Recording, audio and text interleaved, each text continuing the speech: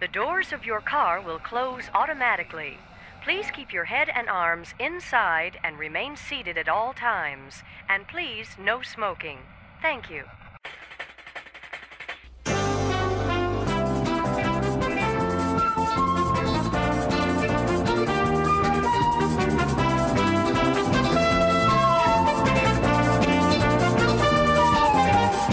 Matterhorn Matt presents Matterhorn Mondays. Mountaineers, welcome to episode 31 of Matterhorn Mondays. I'm your host, Matterhorn Matt. And I'm Alex the Historian.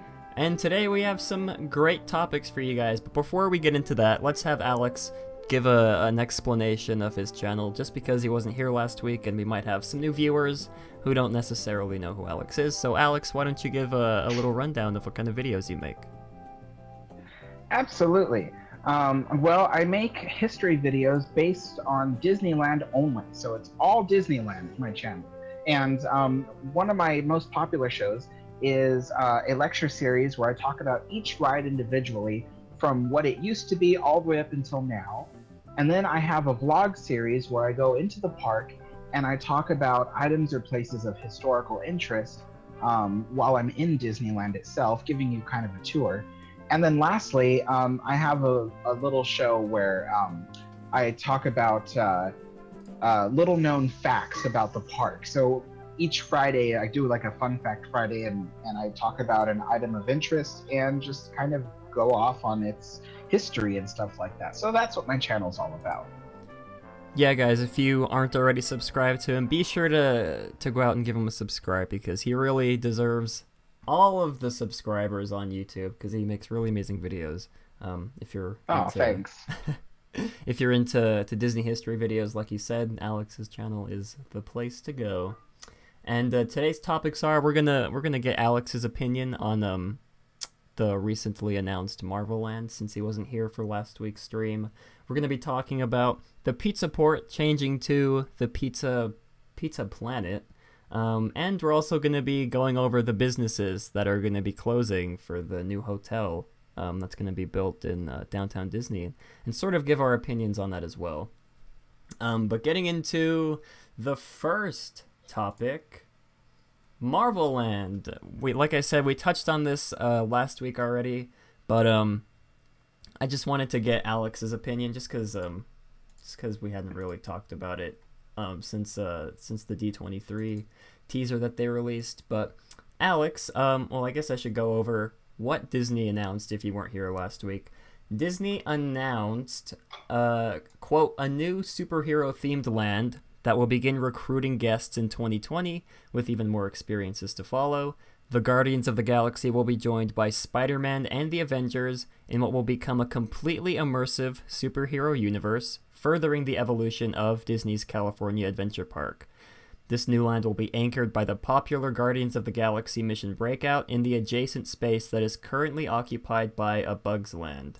Now, like I said, I already gave my opinions on this last week, but Alex, what are your thoughts on the newly announced Marvel Land to be taking over A Bug's Land in California Adventure? Well, personally, I'm not much for a superheroes kind of thing, so I haven't really been very into the Avengers and stuff that Marvel has been releasing lately. But I do have to say that I like the idea of this this Marvel Land idea, because of the fact that there's so many fans out there that are really into all these different movies and things, and these different characters and superheroes.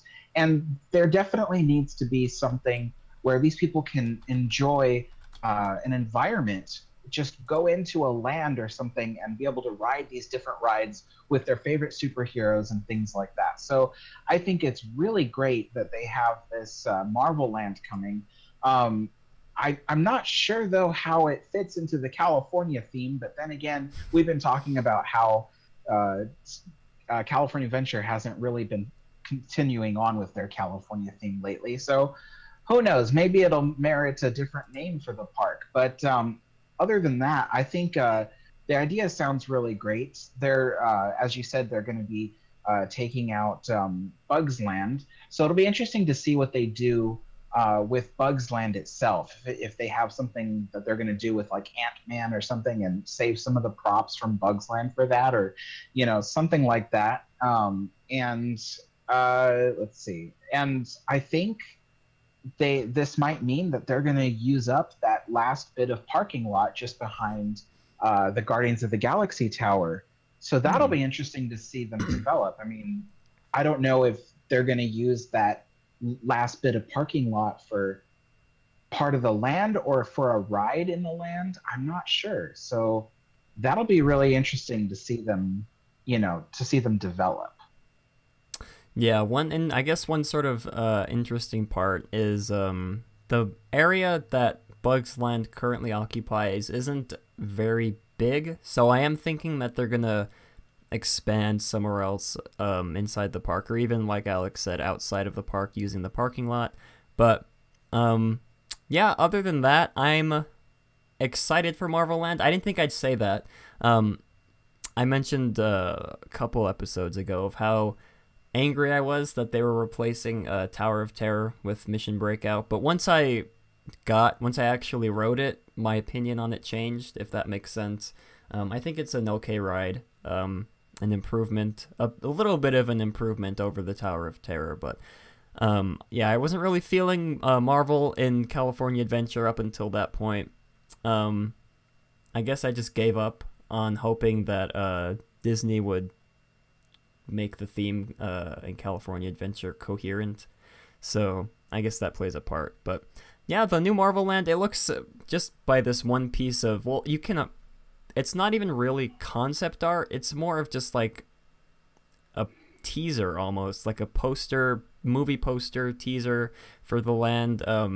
This is probably not what it's going to end up looking like at all, but it does look interesting from this one piece of artwork that we have, and I'm hoping it turns out great. I guess I won't really miss the Bugs Land. It wasn't really my favorite land in the park, but I will miss the bumper cars. What are they called? The the Ladybug. Is it the Ladybug bumper cars? I don't even remember. But no, it's the tuck and roll drive 'em buggies is the bumper cars. And then there's Francis Ladybug Boogie, which is like a spinner type, like goes into a figure 8 kind of little attraction. No one even remembers that. I bet everyone's listening to this and they're like, "What? The Francis Ladybug Boogie? What is that?" That's another ride that's there that you almost never see because it's like inside like all the bushes, but. Yeah, so I'm actually really interested to see in how they complete this Marvel Land thing, because if you think about it, the what do you call it? The red car trolley goes all the way to the Guardians of the Galaxy Tower currently. So I wonder, is that gonna stay there, or are they gonna move that? And you know, is Hollywood Land going to eventually be part of the bigger overall part of the land? So there's a lot of questions running through my mind about it, and I'm interested to see in how it turns out. And I mean, one of the biggest things, and let me say this again, I'm not really much for a superhero kind of thing, so I personally probably won't go to Marvel Land that often. But the one thing that makes me so happy about it, the one reason why I'm so glad they're installing it, is because it'll draw some of the crowds away from Disneyland, so that way I can enjoy my favorite ride. That is one of the big pluses that we're all looking forward to. But I guess I pointed this out last week. An interesting part, well, like I mentioned before, this image right here is not something we should go on to expect the land to look like, I guess. The interesting sort of part is that this looks like it's looking down on Guardians of the Galaxy from Hollywood Land, and that sort of makes me think if they're gonna take over part of Hollywood Land to turn this into Marvel Land. But like I said, this could just be the way the artist drew it, the way Disney thought it would look best. But that was an interesting part that I guess I just wanted to point out. The red car trolley, you can also see what looks like the red car trolley right in the back with sort of like a Spider-Man retheme. But that would be kind of weird to see a Spider-Man themed, I guess, trolley around in Hollywoodland. So it does make you think if Hollywoodland is going to be taken over completely for Marvel Land in the future. And I guess one other thing that I wanted to point out was how quickly this is going to be constructed. Well, I guess partially constructed. It does say the new superhero-themed land will begin recruiting guests in 2020, with even more experiences to follow. So that sort of gives me the impression that they're going to roll this out in phases, sort of. But 2020, it's only 2 years away, which is very, very exciting. Like I said last week, it's a very exciting time to be a Marvel theme park fan. Marvel Disney theme park fan. When are they going to start closing down Bugs Land? Wasn't it supposed to be this summer? I don't think. Oh yeah, it says the rest of the land will close in late summer, so maybe July or August, maybe. I'm not sure. But it is sad because Disney didn't even release like a press release that It's Tough to Be a Bug would be closing for the last time. People just assumed that it's going to be closing for refurbishment on the 19th. But little do they know, it was the last time the ride would be open. Or I guess not ride, show would be open. But yeah, this is Marvel Land. I know we talked about this last week, but we just wanted to get Alex's opinion and sort of fill in partially part of my opinion as well. Let's get to the second topic, which is, what is this? I can't even remember. Pizza Planet will be arriving in Tomorrowland. Now, I guess I should read off from the website. Everyone's favorite aliens from Disney Pixar's Toy Story will be invading Disneyland Resort for Pixar Fest. For the duration of the festival, Red Rocket's Pizza Port in Disneyland will transform into Alien Pizza Planet, a better place. I wanted to point out, a better place. That's an interesting tagline to include with the retheme of the Pizza Port, since the food is so bad. But one thing I did miss, when this was first announced, I assumed that this would be like a permanent makeover.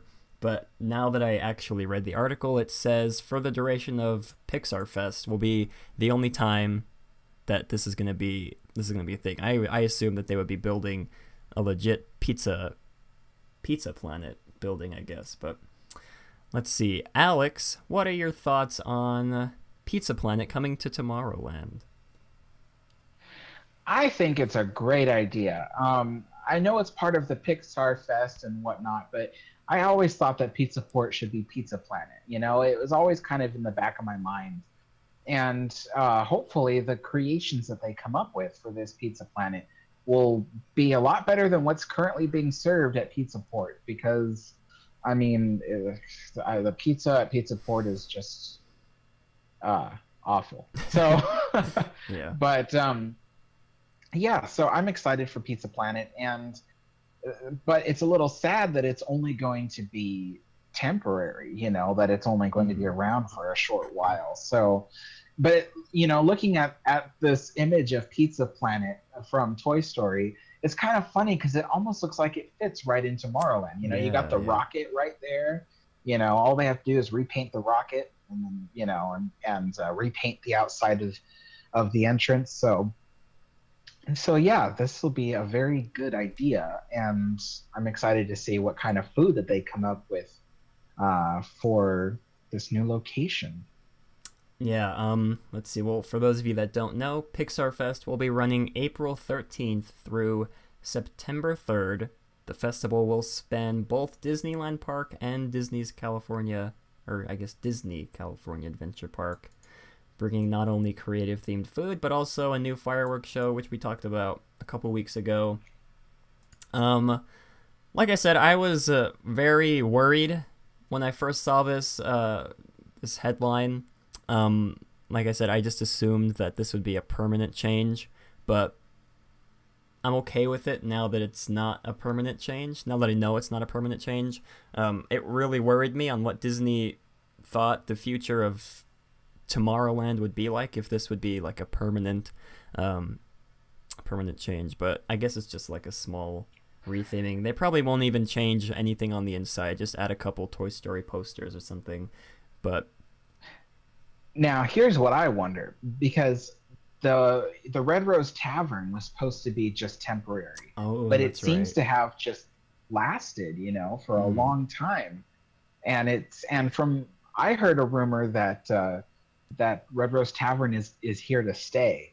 So I wonder if Pizza Planet, if it becomes a popular enough destination, because while Pizza Port gets a respectable number of people, I think that when they have a better menu for Pizza Planet, I think it'll get a lot more people, and Disney might be convinced to keep it around, Well, I'm okay with keeping the Red Rose Tavern. I feel like it fits in that sort of area, and we already had the Pinocchio's Daring Journey, so for me it didn't really make sense to have two Pinocchio themed attractions in one land.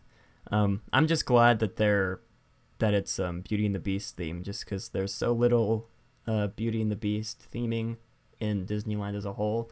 But I would be worried if Disney would keep this change, the Pizza Planet change, as something permanent.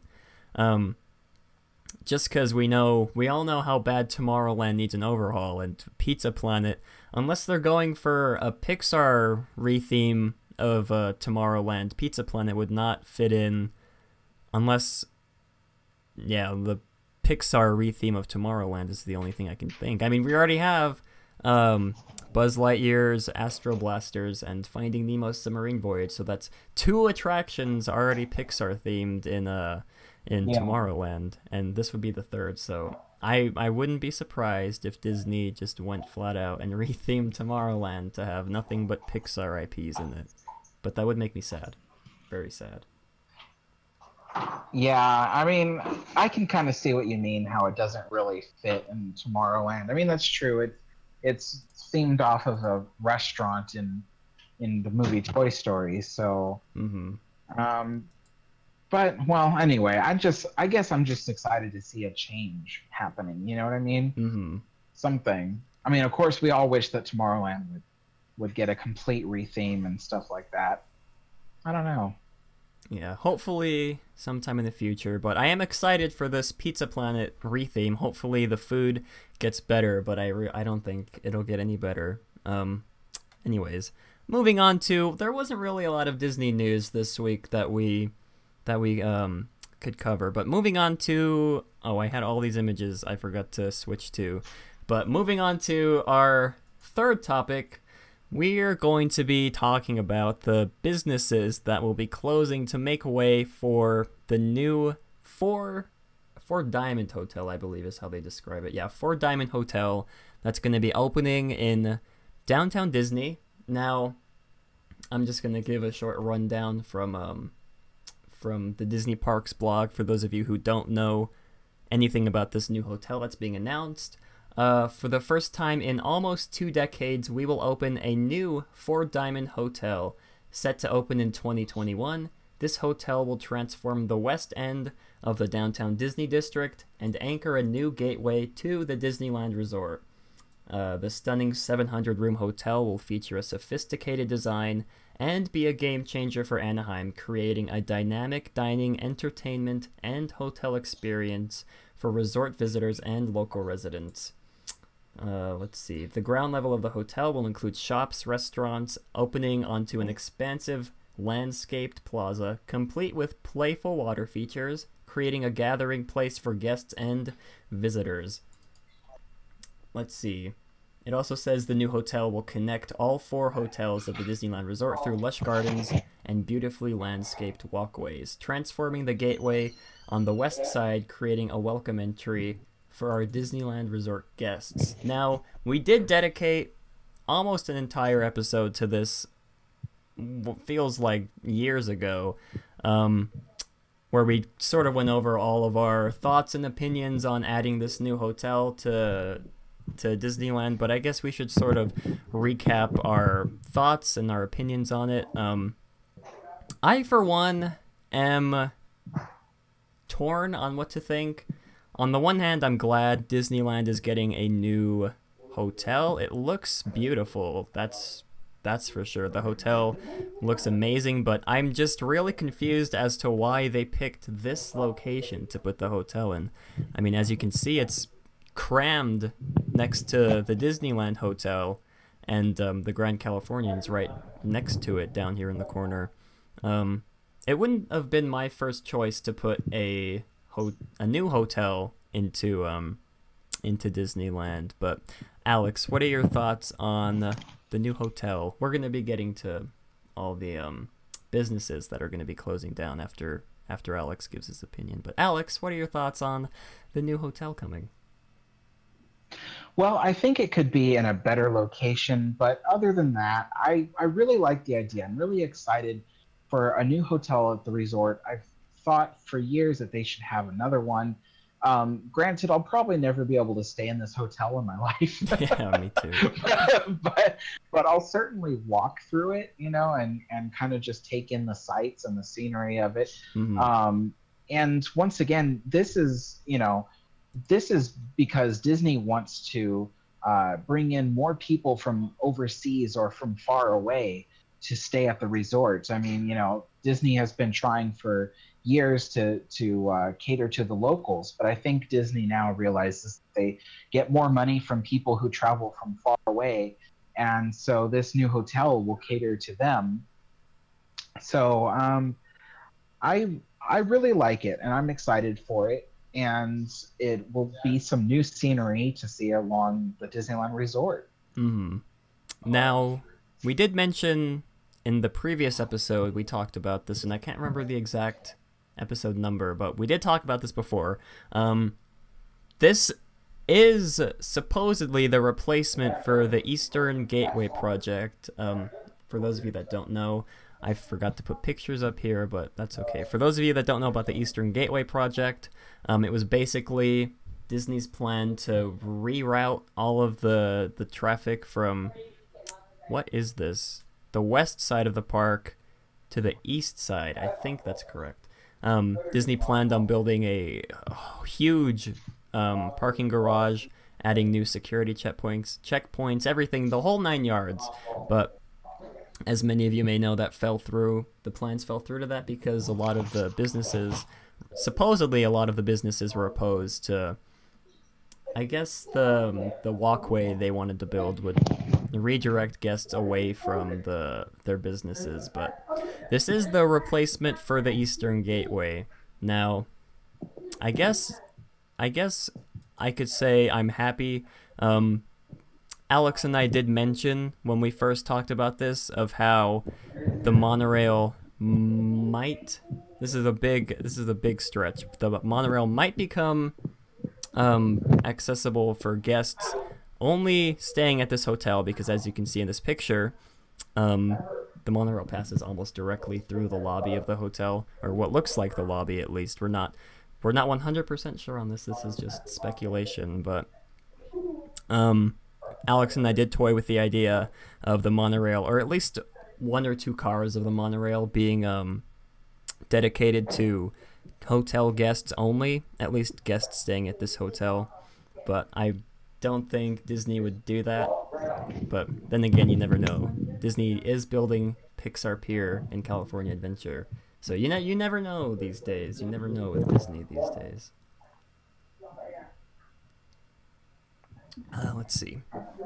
And getting to the businesses that will be closing, I am very sad, very, very sad about the businesses that are closing.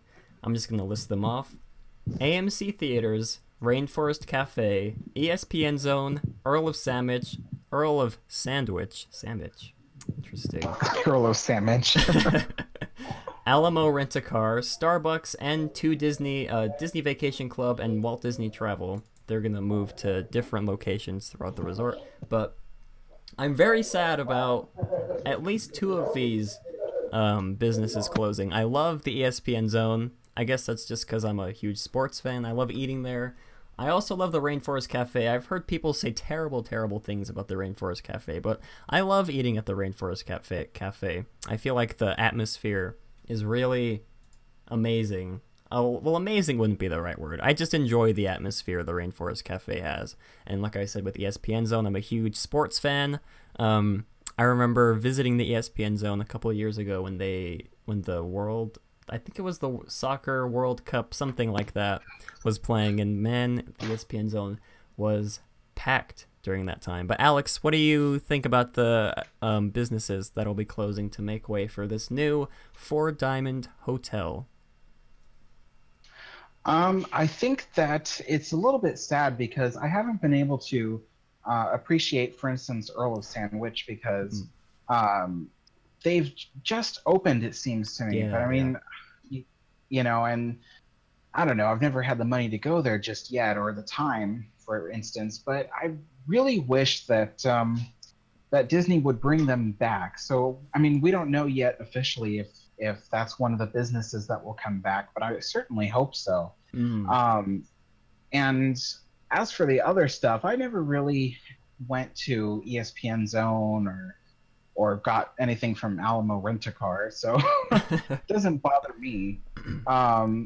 As for Rainforest Cafe, I know that that's a really popular one, so hopefully that comes back for the guests and things like that.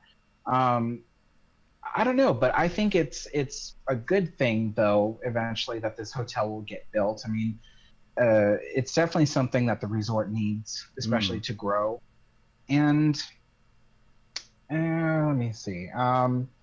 And also because the area will have a new gateway that people could, you know, walk right through.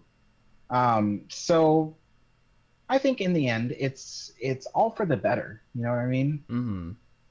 Now, we do have a lot of people in chat saying how they hate the Rainforest Cafe. Swagford says it smells like mold. Sam says he hates the Rainforest Cafe, which is very interesting. We must have had very different experiences when we went to the Rainforest Cafe, but they make a mean chicken parmesan, and it tastes good, so that's all that matters to me. Let's see. Disney announced to the businesses that they would be closing by July 30th, and demolition would start to begin early July to clear the site for the new hotel, which doesn't have a name yet. That's something they made apparent to point out in the article I read off of. But it is sad that these businesses are closing, but like Alex said, we don't know if these are going to be any of the businesses that will be coming back to relocate inside the hotel. I feel like the only one that's really going to have a chance to come back is Earl of Sandwich, because like Alex said, it does feel like it did just open not even a year, maybe a year and a half ago. I've never been much of a sandwich guy, but I did hear that the sandwiches there were amazing. AMC Theaters is really, I mean, what do you expect? I feel like Alex said, Disney's trying to move away from the local, catering to all the local people, because who would want to go to downtown Disney to watch a movie? It was really odd when they included that in downtown Disney to begin with. But yeah, it was always an empty theater, you know? Like, I always chose to go to the AMC there because it was always empty. Yeah. But like Alex said, it does seem like they're moving away from catering to all the locals, I feel like I'm repeating myself, moving on to cater to the out-of-town people. And people out of town, families out of town, don't have time to watch movies while on vacation. I mean, they're spending thousands of dollars to be in Disneyland. Why would they waste their precious time on watching a 3-hour movie? But yeah, I'm gonna be sad about these businesses closing. Not so much the Starbucks, just because they have an extra one. They built an extra. Disney planned ahead. But any closing thoughts on this topic, Alex? Well, hopefully the project will go by really fast. Hopefully it doesn't block too much of the people from being able to get into the downtown Disney area. And hopefully it doesn't cause any traffic issues. So I'm really hoping that this project goes smoothly. So that's kind of my last thoughts on it. Yeah, it would be terrible if Disney ended up canceling this project just like they did with the Eastern Gateway. But yeah, hopefully everything goes smoothly, like Alex said. Yeah, that's all we have to say on this. This is a short episode, guys. I didn't have a lot of time to come up with topics this week. So that's gonna do it for this part of the episode. You guys can ask us questions in the chat if you'd like. Give us some good Disney trivia if you'd like. But yeah, we'll go ahead and read some of the comments. Anyone remember the Tahitian Terrace restaurant that was next to the Tiki Room? Is that the one that got replaced by Aladdin's Oasis? That's gonna be getting replaced again by the new Tropical Hideaway. That's what it's called. I couldn't remember if that's what it is or not. Let's see.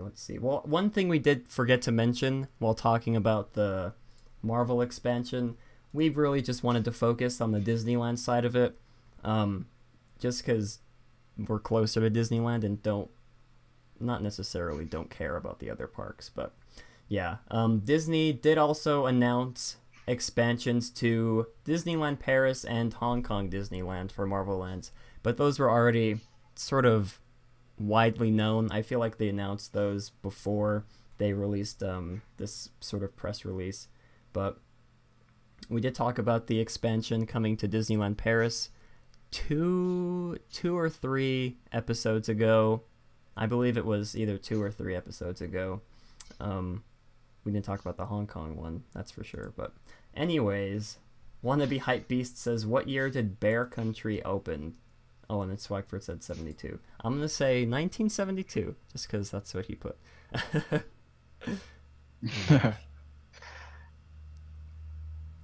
Oh, man.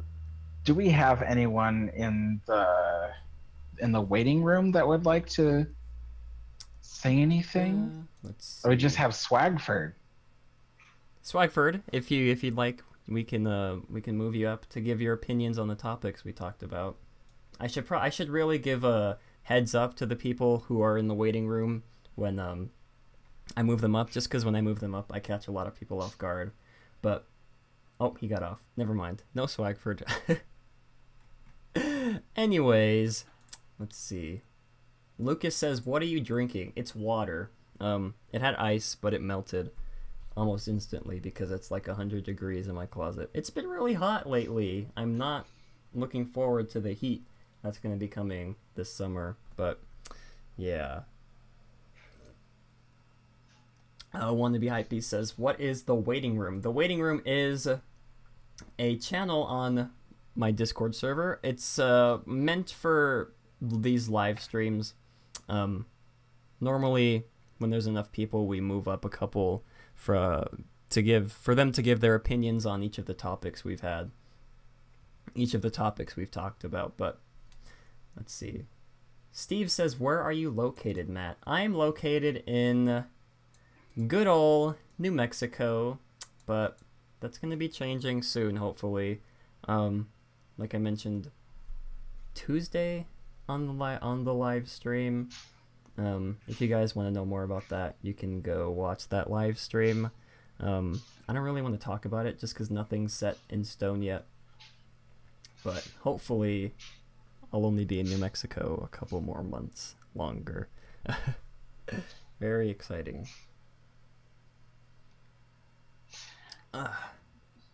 Sam said it just snowed here. Very interesting. Very interesting. It's already spring and it's snowing. Sounds like a dream come true. Let's see. Jay Keith asks, Alex, what do you like most about the train?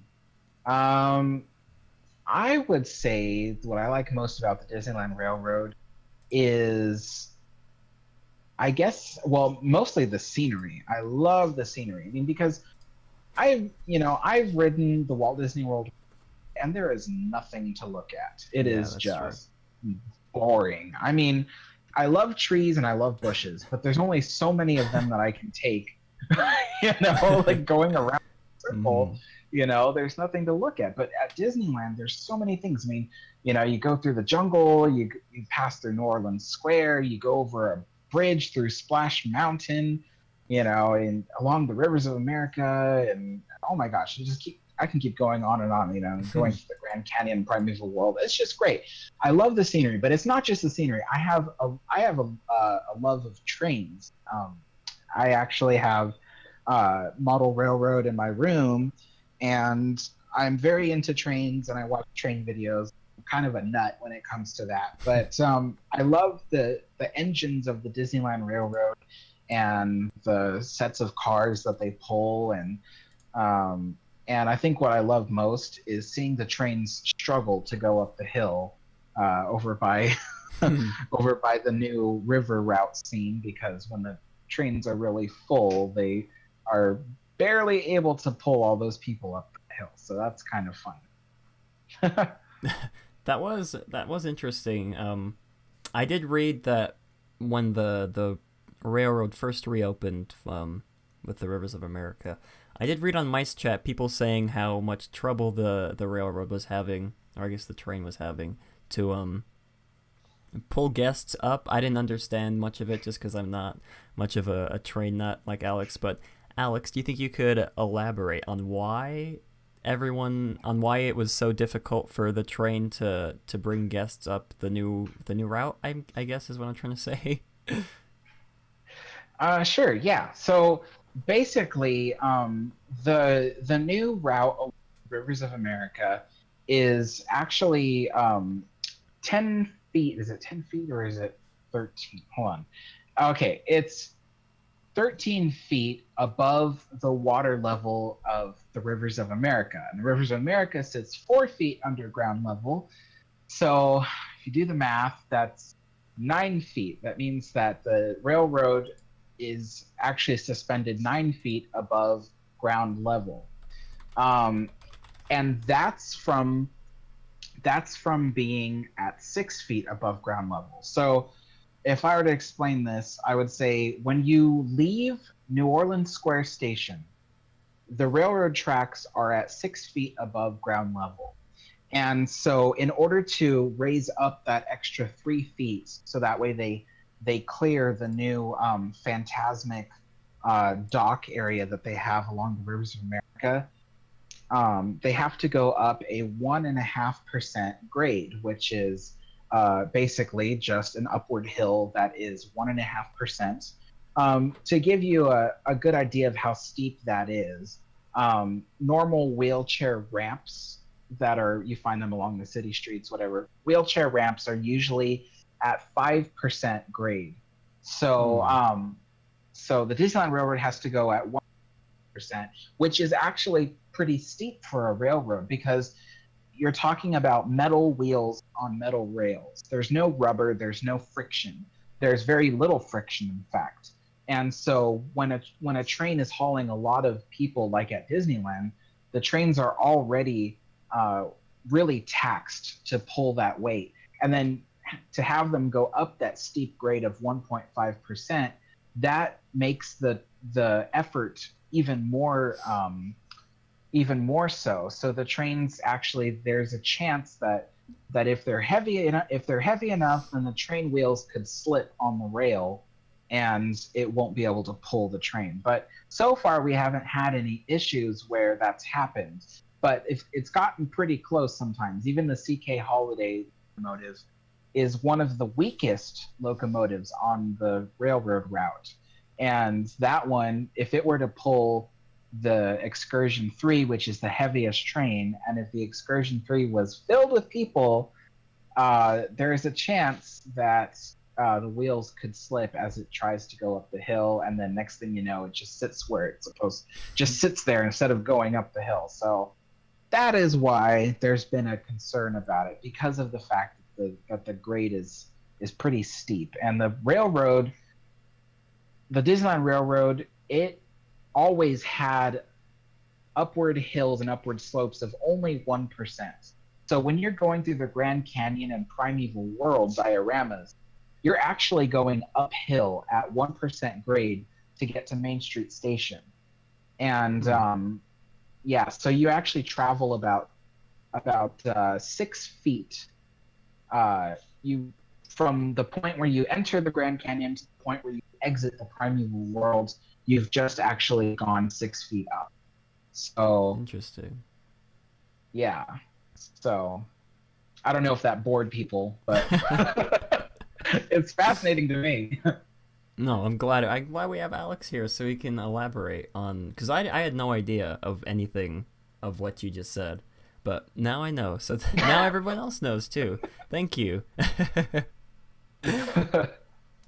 Let's see. Lucas says, "What do I think of Disneyland Paris?"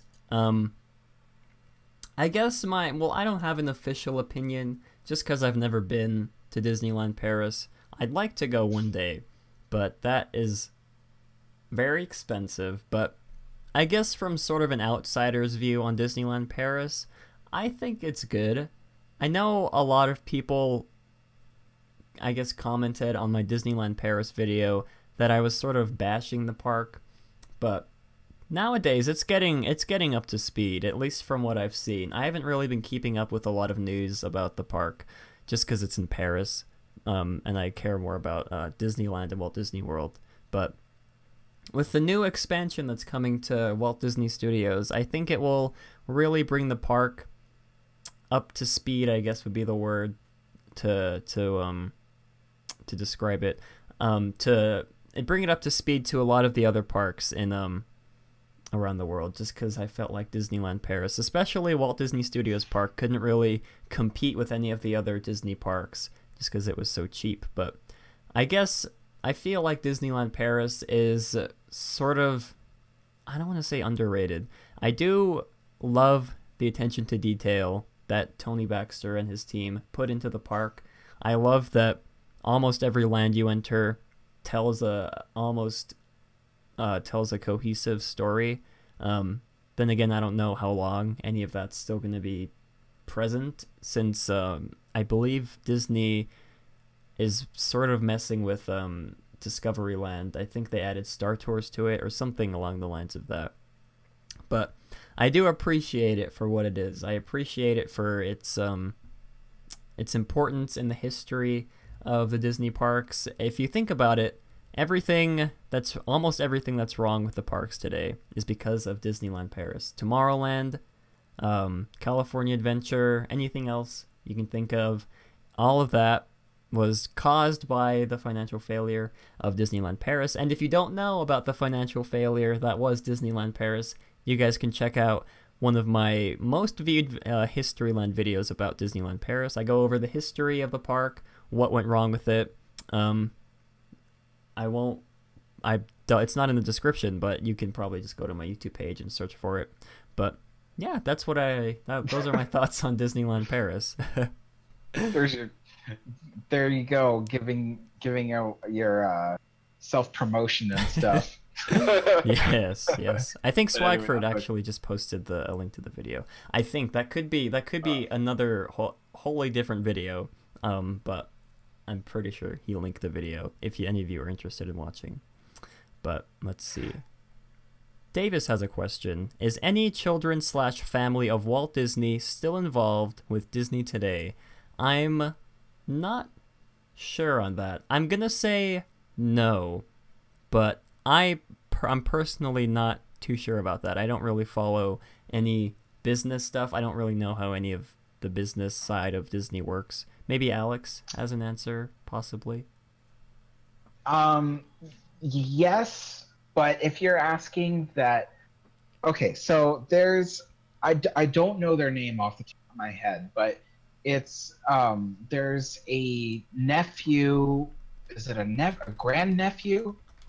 I think it's a grandnephew of Roy O. Disney. That would be Walt's brother, Roy O. Disney.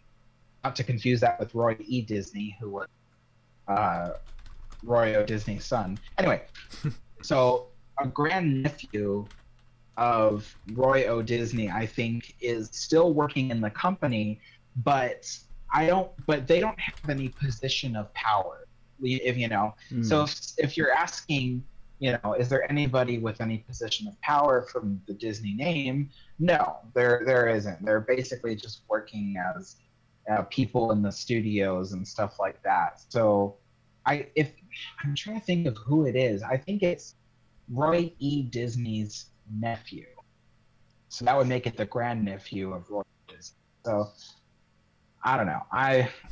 But yes, I think there's only one person left in the family. As a matter of fact, there's an interesting story I have. Ooh, do tell.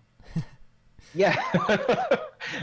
It's kind of funny because, okay, after I went to culinary school, I went to work for a physical rehabilitation center where people who experience like back injuries or neck injuries or something like that, where they went to get physical therapy and they had to stay at the hospital. And so I went to work there as a cook. And it was really funny because there was one particular patient that I always wanted to meet in person. And it was because their last name was Disney. And so, yeah. And so, you know, and I asked my coworkers, I'm like, are they related to Walt Disney? You know, and my coworkers said, I don't know. We've always wondered that, but you know, because it's not exactly a common name, you know. But anyway, so I think I heard from the people I worked with that the person that was named Disney, that their family member or something like that worked for the company or something. So it could have been the person who was at the rehabilitation center could have been, you know, one of the Disneys. Yeah. Interesting. You should have gotten there. You should have gotten this, or tried to get his autograph. It could be worth a lot of money. I didn't want to bother the patient. Oh boy. Let's see. Jay Keith says, Alex, when are you continuing your Disneyland rides in the order they open? That's a good question. I'm looking forward to the second episode of that. I enjoyed watching the first one. Well, currently, I am blocked out of the Disney parks because it's like the spring break season. So I'm blocked out until I think is it next week? I think sometime next week is when I'm unblocked. Is it? I don't know when it is. I didn't check. But anyway. So as soon as I'm unblocked, I'm going to try to get a hold of Eric, my friend from Eric Ramirez Gaming 101. Check out his channel. And I'm going to see if he's available to go back to the park with me and then do a part 2 of that little challenge that we wanted to do. Because believe it or not, that is the most views on a vlog that I've gotten. I think I have 2.7 thousand views, and that is the most that anyone has watched of my vlog series. So that seemed to be very popular, and I want to continue on with that. As a matter of fact, for those of you who already know about my vlog series, there might be changes coming to it, and the format and standard to which I film it will probably change, because as you probably imagine, I'm running out of material. So it'll be kind of still a tour of the park, but more of a traditional vlog where it's just me enjoying the park and giving away fun facts that I know about it, as opposed to me specifically going out to look for specific items of interest. You know what I mean? So yeah, so my format might be changing after I do this this Ride the Rides in Order challenge. Interesting. Well, I can't wait. I can't wait for the second episode. I was thinking to myself, I've never seen anybody do a video like that, riding the rides in order of their opening. I thought that was an interesting idea, so I'm excited for the second episode, or however many episodes we're going to have after that. It's really great because Eric has a guest assistance card. So whenever we want to go on rides, I'm linked to his card, so that way we can just request a return time for the rides. And basically, instead of waiting in line, we just wait a certain amount of time and we come back to the back entrances of the rides to go on the ride. Yeah. So yeah. That's awesome. Oh my gosh. That sounds like a neat perk. Let's see. There was a couple comments that I missed. Sam says, "Does the Lucy Bell still run, or is it a stationary car?" I believe you mean the Lily Bell. It does still run, but yeah, the Lily Bell. But I believe it's only for tours. If you're taking a tour, something like that. It's a tour related to I guess like the history of the trains, but I don't think it's currently open to just normal park guests. You have to pay to ride it, which is very sad. Yeah, you know what's weird is I was like I don't know what week it was. Maybe a couple weeks ago, I was riding the Disneyland River, and the Lily Bell was hooked up to the train, and these people, they just walked back there and like went up to the door and opened the door, and the door, I guess, was unlocked, probably because of the tours that they do. But these people just went in and sat down, and I'm like, wait a minute. Like, interesting. Like they're not there to do a tour. They're not there because they're Club 33 members. They just walked inside and sat down. I'm like, wow, those people are really lucky, because if they got caught, they'd be asked to leave the car. So, yeah. Well, they just tricked the system, guys. If you want to ride the Lily Bell without having to pay any money, just walk up to it and see if the door is unlocked. You might get a free trip around the park in it. I'm just kidding. I do not recommend doing that. Let's see. Wannabe Hypebeast asked how much my mic was. It was $80 when I first bought it, which was, I want to say 3, 4, maybe 5 years ago. It's been a long time. I've had this mic for a long time.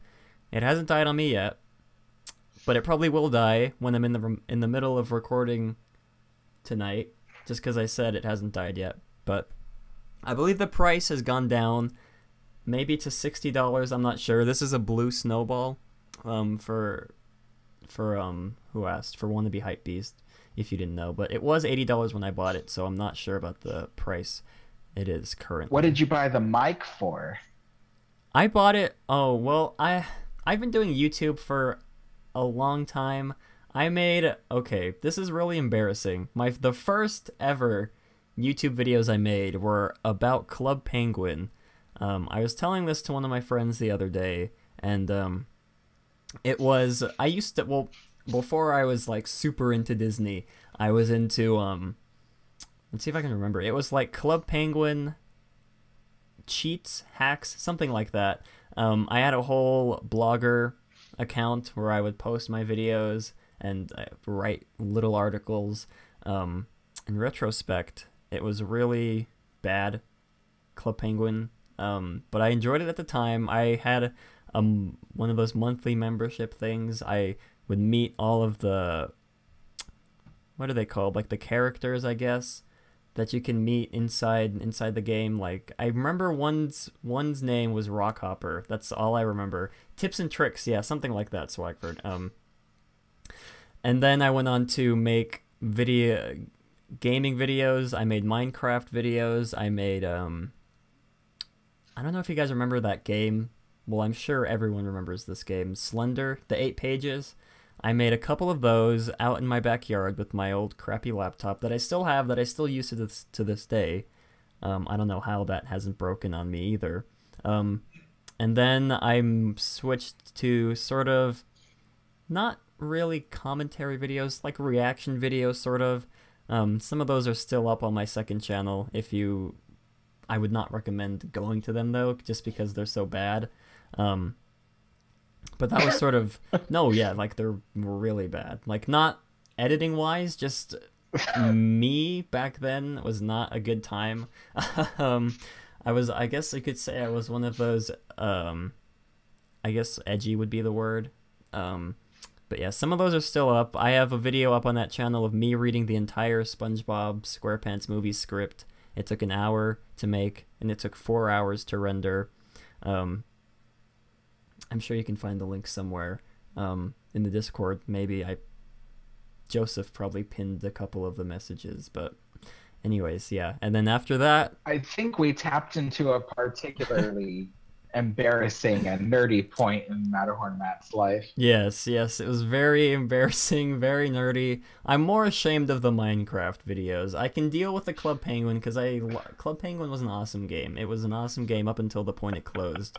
But the Minecraft is where it got really bad. I played survival games with my friends. My first ever Minecraft video, the game audio was louder than my voice, and you couldn't hear what I was saying.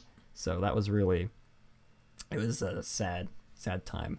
But anyways, if any of you has the links to those, please do not post them in the chat. You can post them in the Discord server all you want, but not in the live stream chat. But anyways,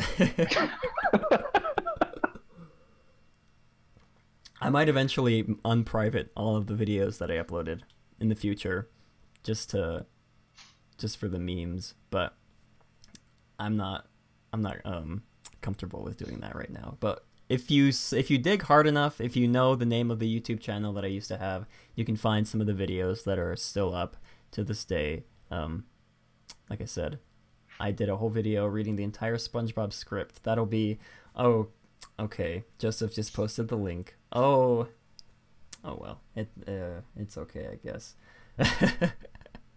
Now you guys get to watch all the cringe. Oh my gosh. anyways, let's see. I'd like to read a comment from Swagford. He says, Alex, do you have a GoPro? If so, I'd love to see the Davy Crockett Explorer canoes. I'm guessing you want me to video the canoes while I go to the park. You know, I've thought about going on the canoes, and I mean, I don't see why I couldn't, but I've always just kind of figured it's a lot of work, and people splash you, and you have to sit really close to people, and I have problems sitting so close to people. But we'll see is my answer. We'll see. I did do the Davy Crockett Explorer canoes last time I went to Disneyland. It was interesting. That's really all I can describe it as. It was interesting. It was really hot too. So I sweat a lot. I didn't really row as much as everybody else did, just because I'm not a very strong boy. But I did. It was interesting, I guess, is all you can say.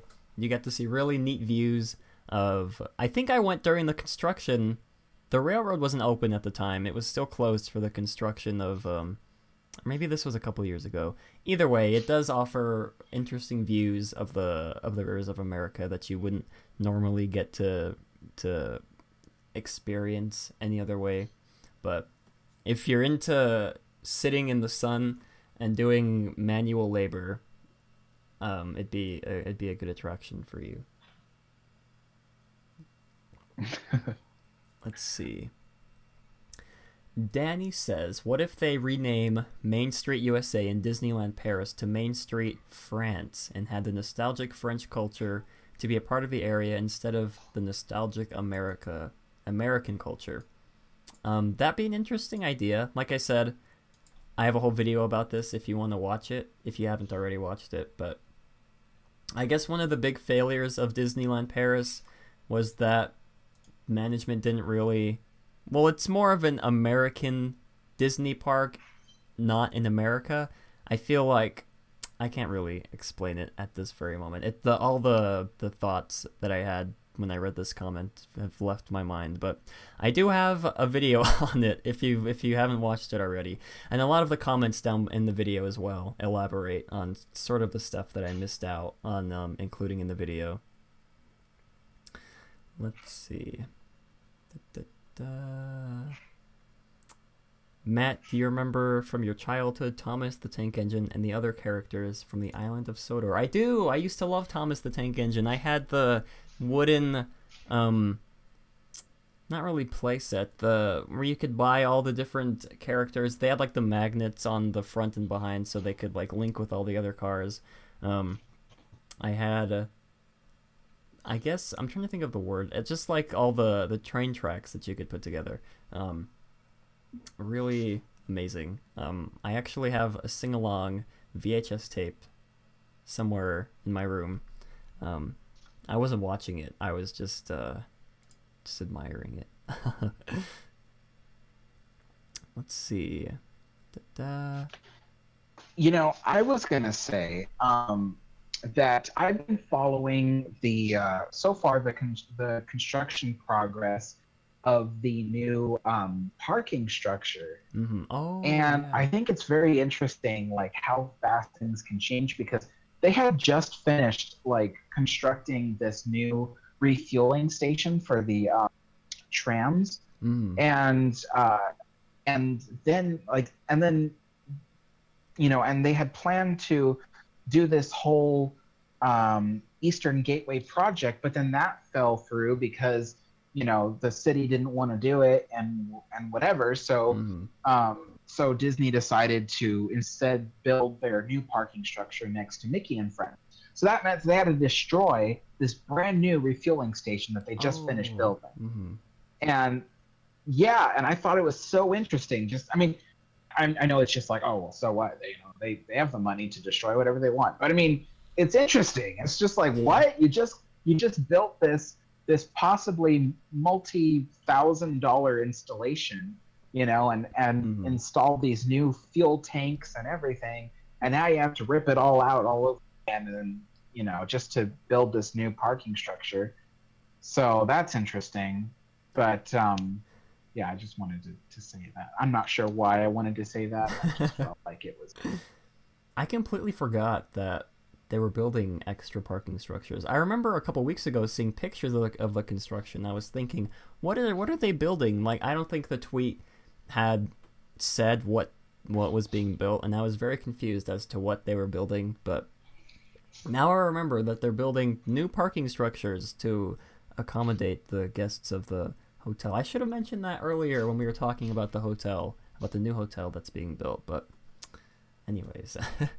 Yeah, anybody who's watching this, if you want to see, if you want to follow the construction of the parking structure and the construction of Star Wars Land, all that, I would recommend a YouTube channel called She's in Los Angeles, because that's run by a woman named Jane.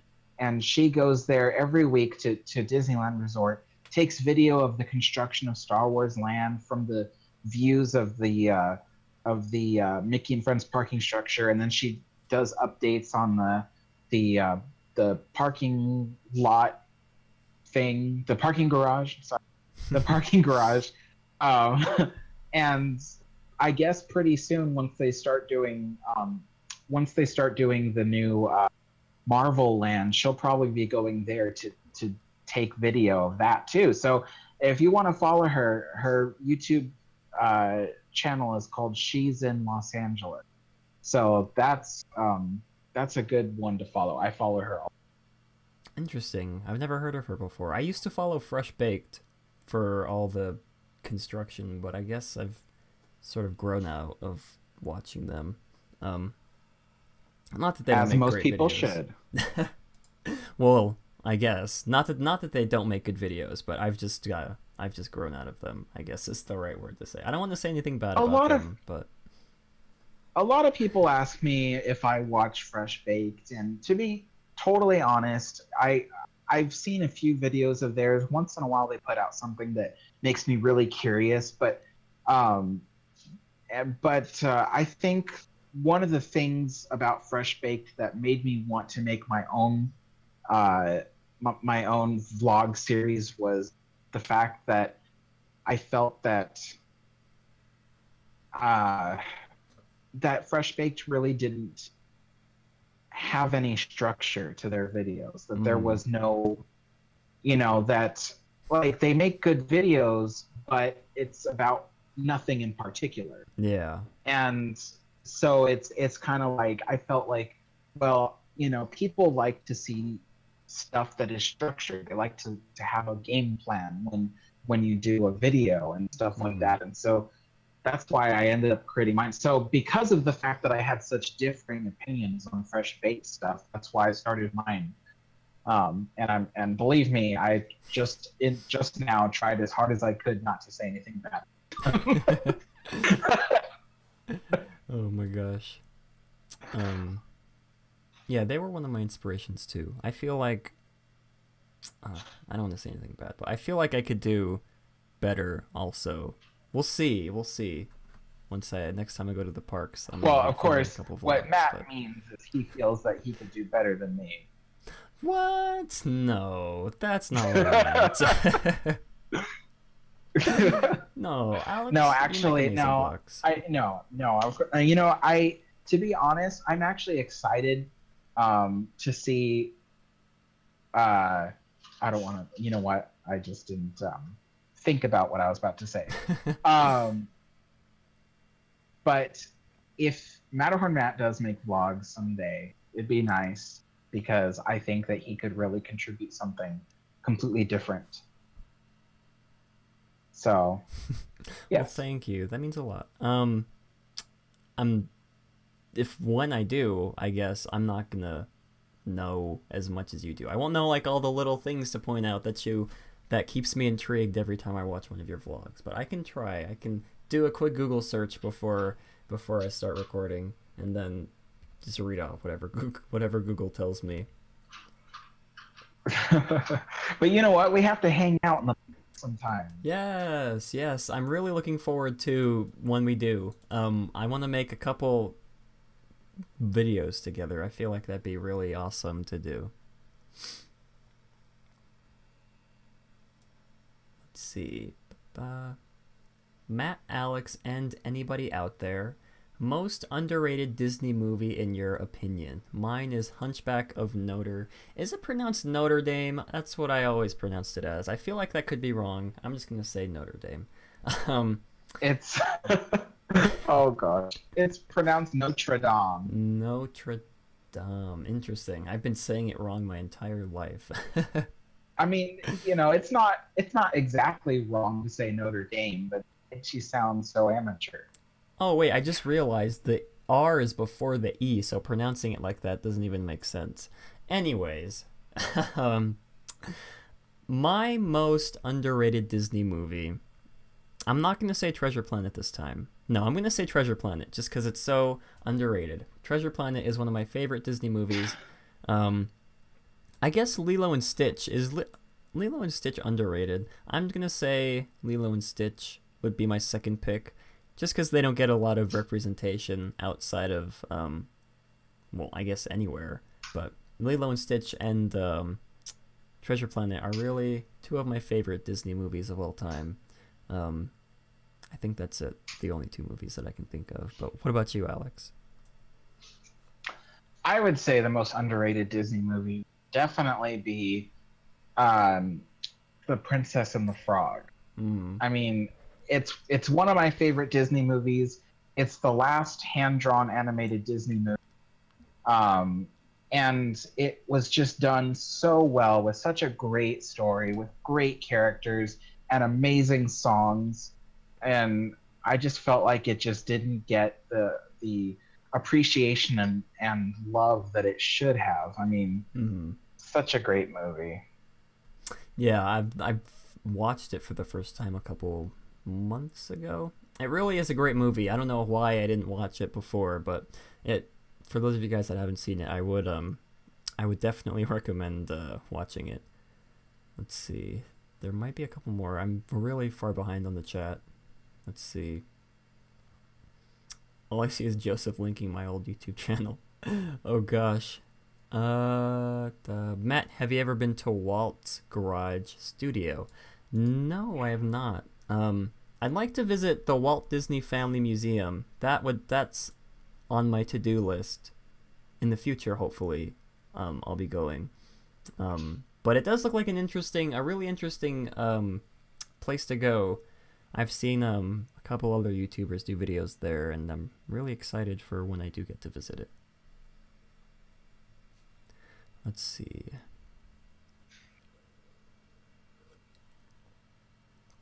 Let's see. It's a while. This is a while now, but what did you two think of the movie Tomorrowland? Man, that movie disappointed me so much. I was so excited for Tomorrowland when I saw the trailers.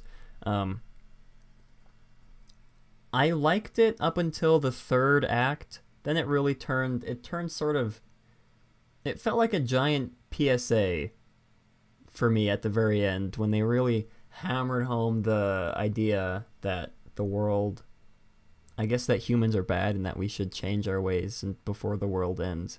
But up until that point, I thought it was an okay movie. Like I said, I didn't really expect any of the what is the word I'm looking for? Environmentalist, I guess would be the word. I didn't really expect that to be in the movie. I just thought it would be like a fun sci-fi adventure, and then it just out of nowhere, oh, humans are bad. We need to save the planet before we destroy the planet, and then we're all going to be dead. But yeah, I was really disappointed with that movie. It could have been so much more better, so much more great. None of those sounds like a real sentence. It could have been so much better. So much more. So much more. I am terrible at talking, guys. You all know this by now. I'm terrible at forming words. But Alex, did you ever see Tomorrowland? No, I didn't. But it was definitely not one of those movies that stood out. I remember specifically saying to people, I do not feel like I want to see that movie. Mm. So, I mean, the look of Tomorrowland looked really cool, and I thought that, well, that would look cool here at Disneyland. Yeah. So that's why I was kind of wanting to root for the movie, but at the same time, there was nothing about the movie that made me want to see it. Yeah, that's how I feel with, what is a new movie? A Wrinkle in Time. I haven't seen that movie. I don't plan on seeing it. I've heard it's not very good also, so I don't know what the heck Disney is doing with their live action movies. Oh, excuse me. I predicted A Wrinkle in Time would not be popular. I predicted that. Yeah, it doesn't. It just doesn't look very interesting to me. Plus, I've never read the book, so I'm not emotionally attached to the idea. The Disney company. The Disney company should just run their movie by me, and then I'll tell them whether or not it's going to be good. You hear that, Disney? If you're listening right now, you need to run all your movies by Alex so he can make sure that they'll be financially successful. Let's see. We'll do one last question. Sam says, Alex, how did you get into Disney/Disney facts? Oh gosh. I don't know if I should just reference one of Matterhorn Matt's previous Matterhorn Monday episodes, so that way it gets another view. That's a great way to promote more of Matterhorn Matt's stuff. But should I answer that? Yeah, go ahead. We have plenty of time. Okay. Well, it all started back in 19... No, I'm just kidding. Okay, so basically, I got into Disney when I was a kid. My dad, dragged me on the ride Indiana Jones Adventure. I was very afraid of it because it seemed very realistic to me and it was scary. But my dad told me to open my eyes and look at the bridge. The bridge wasn't moving. So ever since I saw how they did that special effect and how it made you feel like you were in motion when in actuality you weren't. The fact that they could trick you with such special effects and things like that made me so interested in Disney. And then soon after that, my dad bought me a set of DVDs called Walt Disney Treasures. And in one of those DVDs was a wonderful World of Color episode about Disneyland's 10th anniversary. And that was the very first thing I ever saw that had Walt Disney on it. And it talked about stuff in Disneyland, some of it that isn't here, some of it that is still here. And I got so interested in the history. And back then, there was no YouTube to reference knowledge to. You couldn't just go on YouTube and watch Justin Scard or anybody else to figure out history. You had to learn it for yourself. So I went and bought all these books and things and read the books several times, pretty much just memorizing all my fun facts. I did research through Disney biographies. My favorite biography being Walt Disney: An American Original by what's his name? Oh my gosh, I don't know his name anymore. Anyway, I'm sure if you look up Walt Disney: An American Original, it'll turn up. I want to say Walter Thomas. Bob Thomas. There you go. Okay, so anyway, so basically, I had to watch a bunch of old footage of Disneyland, watch a bunch of videos, compare and contrast old photos of Disneyland, read a bunch of books. That's how I learned all of my knowledge on Disneyland history and how the rides work and things like that. And then I found out on YouTube that people actually had, and this was actually recently. This was the past couple of years. I found out that people had videos on YouTube about history, and nobody did it quite the way that I would. So I decided to make my own channel and do Disney history what I considered the right way. So that's how I got started, and that's how I'm famous. Let's see. If you guys would like to know more, I guess, I do have almost an entire episode, almost an entire podcast dedicated to this topic.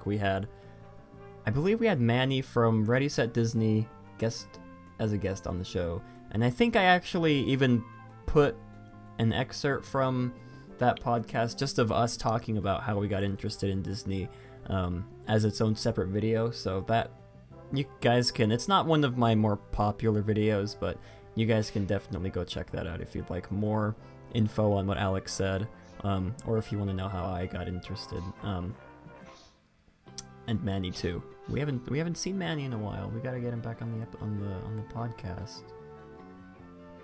I know. Where's he been?